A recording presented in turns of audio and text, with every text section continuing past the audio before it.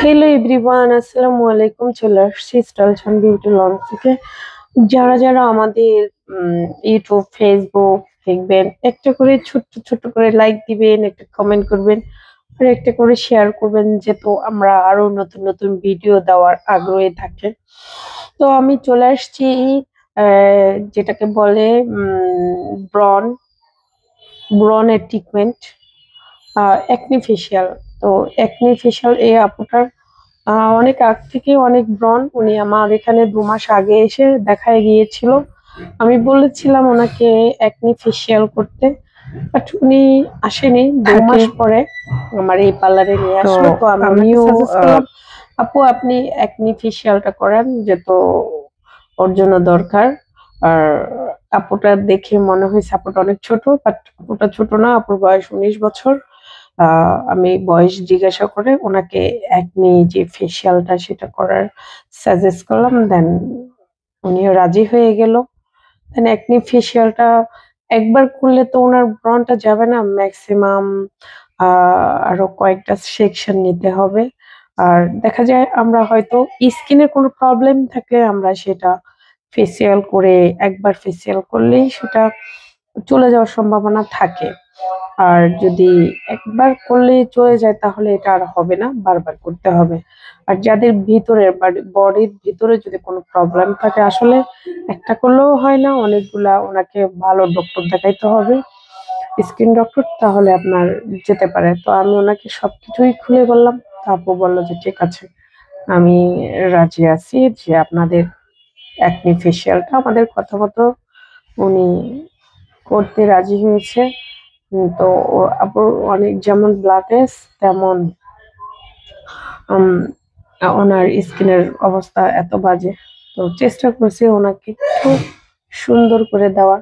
আমরা প্রথমে clean jail দিয়ে ওনাকে স্কিনটাকে ক্লিন করে নিলাম। তারপরে আমরা গোল্ডেন কালার, এটা স্কাব ছিল, স্কাব দিয়ে পুরোটা স্কিন সুন্দর করে মাসাজ করে একদম ক্লিন করে নিলাম। আম, তারপরে ক্লিন করার পর দেখেন সব ফুটে আছে।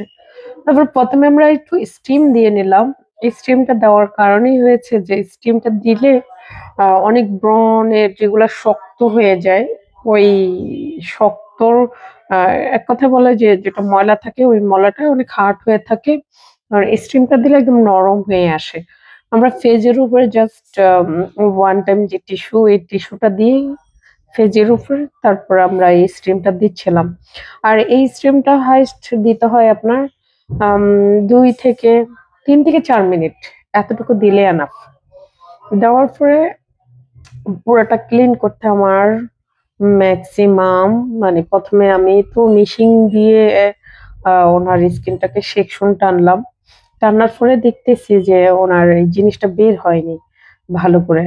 তারপরে আবার কয়েকবারই আমরা সেকশন টানতেছিলাম, যে যেহেতু এত ময়লা, আসলে একবার ফেসিয়াল করলে তো এইসব ময়লাগুলা যেতে চায় না, বারবার করতে হয়।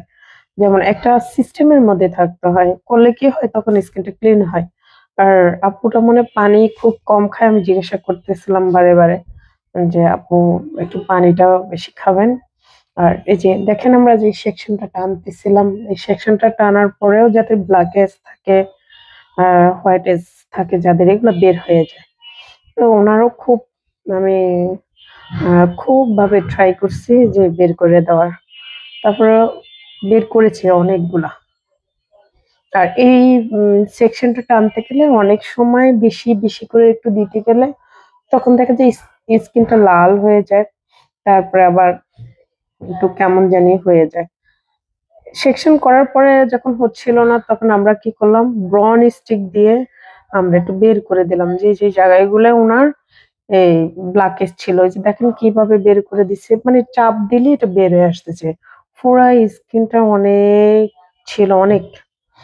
আর আসলে ভুলে গেছিলাম আমি ফার্স্ট টাইম ওনার একটা পিক তোলার, ছবিটা না তুলে ভুলে গেছিলাম আমি। আর এই ধরনের স্কিন দেখে আমি লাস্ট পর্যায়ে চিন্তা করলাম যে একটা ভিডিও নিই, আমি সবার সাথে শেয়ার করি ব্যাপারটা। তাই আমার এভাবে ভিডিওটা নেওয়া এবং করা। তো যারা যারা আসলে এই ধরনের প্রবলেম গুলো থাকবেন, আপনারা একটু স্কিন ডক্টর দেখাবেন। আপনাদের আশেপাশে যদি কোনো পার্লার থাকে, জাস্ট স্কিনটা ক্লিন করবেন। তাহলে কি হবে জানেন, আপনাদের স্কিনটা অন্তর্গত এই সব ব্রণ ব্রণ হয় ময়লার কারণে। তাহলে ময়লাটা ক্লিন থাকবে, স্কিনটা ভালো থাকবে। তারপরে আমরা কি করলাম, সব কমপ্লিট করে আমরা একটা মাস্ক দিয়ে দিলাম। দেওয়ার পর মাস্কটা আমরা রাখি 10 থেকে 15 মিনিট। আমি ওনার স্কিনে 10 মিনিটই রাখছি। আর এই হয়েছে আমার ফাইনাল লুক। আর জায়গায় জায়গায় ওনার ফুলে আছে, মানে 2-3 ঘন্টা পরে এটা ঠিক হয়ে যাবে। তো ওনাকে আমি বারবার বললাম যে চুলে আবার আহ, পানি খেয়েন, আবার এসেন 15 দিন পরে। তো সবাই ভালো থাকবেন, আল্লাহ হাফেজ। এই ছিল আমাদের একনি ফেসিয়ালের